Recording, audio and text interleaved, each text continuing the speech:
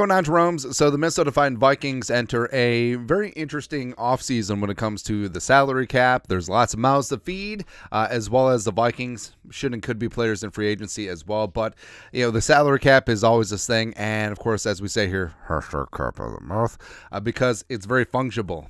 It's the opposite of a non-fungible token. This is very fungible because...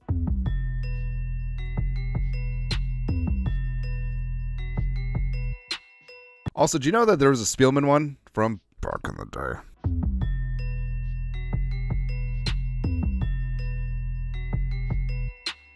But there was some pushback from noted salary cap expert Jason over at Over the Cap. Now, Jason does amazing work. He's really informative, and he's really good, right? And all this stuff is basically from the Buffalo Bills, where the Bills are headed a little bit towards cap hell. It's not as bad as the Saints, but it's not good.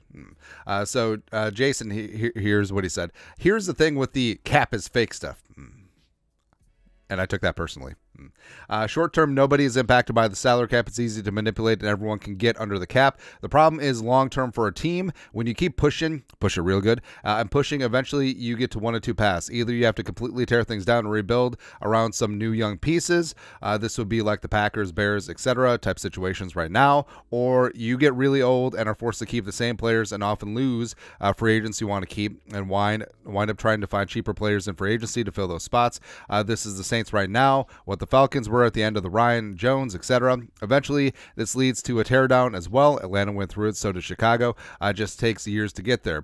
The saving grace for a team in both scenarios is if they hit in the draft. Rams this year clearly hit big. The Saints back in 2017 hit big. So basically, he's saying that the cap is fake until you hit a wall and you have to tear it down and rebuild. Now the Vikings are trying to do this damn thing on the fly, and the Vikings are actually not in as bad of shape as people think. So right now, via Spot Rack, the Vikings 2024 salary cap space is around just shy of $30 million bucks. Now, part of that is about $9 million from 2023 rollover, which is an important concept we'll talk about here in a second. But basically, the Vikings aren't in bad shape. Now, why is the cap a myth? So every single dollar paid out to a player, whether it be salary, whether it be bonus, whether it be signing bonus, whatever, must be taken into account as a cap hit at some point. Now, rule of thumb is when the money is paid to the player, direct deposit, whatever team that player is currently employed on, that is who is responsible for the salary cap hit. That's why players that get traded who have already had a big time signing bonus, it's great for the team that's acquiring the player because they don't have those cap hits on their books. The trading team does have them. Future dollar of cap space is worth less than the present. So as the cap keeps going up and up and up, it means less. Now, you could call that inflation. You could call that just the salary cap naturally increasing, as well as with some of these new TV and streaming deals. I mean, the money's going to get big. It's going to be monstrous, man. Also, like we said, do the cap rising every year. Also, there's no interest on kicking the cap down the road. So it's not like you have 29% APR just like festering away on the balances getting kicked down the road. So you could do it very stupid, like the Saints did. You really only want to restructure players who will be around. So you're taking those dead cap hits in the future of players that are still on the team, as opposed to players who are not on the team, and then you also have to find a replacement player. So that's why a couple years ago the Vikings didn't restructure Adam Thielen. That's why they did restructure Brian O'Neill. Also avoiding extensive dead cap hits for ex-players. And also, those were the reasons why, beyond the whole theory of you want to move on from a player year too early versus year too late, why the Vikings moved on from Kendricks and Dalvin Cook and Adam Thielen and Patrick Peterson last offseason, and probably why they'll move on from Harrison Smith this year, where, I mean, you could keep dragging out those contracts as much as you want, but they were highly paid, and they also had some big cap hits, and the Vikings, ate a little bit of dead cap space last season, but now they are truly free and clear. And as of right now, the Vikings do have a lot of mouths to feed. Cousins, if he's back. Daniil, if he's back. JJ, obviously. Dalton Reiser is a true free agent. Darisaw is eligible for extension. Maybe Cam Beasley, also free agents TBD. Christian Wilkins won't be cheap. L'Jarius Sneed, if he keeps his helmet on, won't be cheap, etc. But so look, like we said, the Vikings have just shy of $30 million in cap space right now. But what's fungible is the major cap hits for the Vikings. So Kirk Cousins 28.5. Now that is the void year dead cap hits all coming home to roost if Kirk is not returned, if Kirk does not extend with the team for next season. Now, if he extends, that stays prorated over 4 years.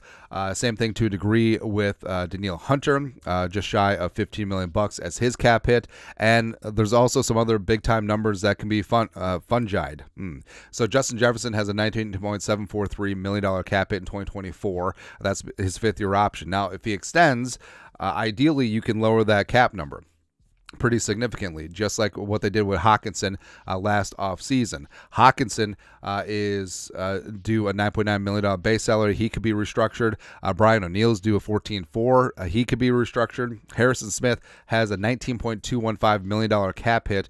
They could save around $11 million of space if Harrison retires or if he is cut loose. So the Vikings, can find cap space all over the place. Also looking forward, so the Vikings, like we said, because they got out from underneath some of those veteran contracts that Spielman had signed, the Vikings are in really good cap space shape. So as of right meow, the Vikings are estimated to have around just shy of $150 million in 2025 salary cap space. Now, you have to take into account the 2024 rollover. As you see, it's the same number as the Vikings currently have cap space. Now, that's probably going to be used up and exhausted. Plus, if there's restructures, if there's kicking the can, that number will go down. But the Vikings did jettison a number of veteran players and veteran contracts, and overall, 2025 on, they're in really good cap space. All right, so say Kirk Cousins leaves and they draft their future franchise quarterback. You have 1 year of $28.5 million dead, which is already baked into the 2024 numbers. So you're going to be free and clear after that. Also, what's crazy? So if you keep going and if you keep rolling over cap space, the Vikings theoretically will have $1.287 billion in cap space by 2029, which, of course, is ludicrous. Woo! But it's hilarious, man. You love to see it. But either way, Jason doing the Lord's work here, but the Vikings have done it the right way. They Spielman and, well, not Spielman, you know what I mean. Brzezinski has been judicious with the use of void years. They've been very good about not keeping too much future dead cap on their books. And, Kwesi has been good about cycling through those veterans and the veteran contracts and making sure they're not festering on the books. So the Vikings are in really good cap situation going forward. And even if they do have a lot of mouths to feed, even if they do have some void year dead cap hits coming up, they'll be good, and they can be players in free agency. They can be major players in free agency, and they can extend Kirk, and they can extend Daniil, and they can extend JJ. And so all this talk is like, oh, how are they making the moves with with what cap? They'll find the cap. The cap is there, man. And the future of the Vikings salary cap is very bright indeed. But your thoughts are thoughts. Hashtag Caps and Myth gets called out. Let us know in the comment section below. Subscribe for daily Vikings takes. Want to support the work? Put a little something in the Venmo. But till next time, Skol. Production value.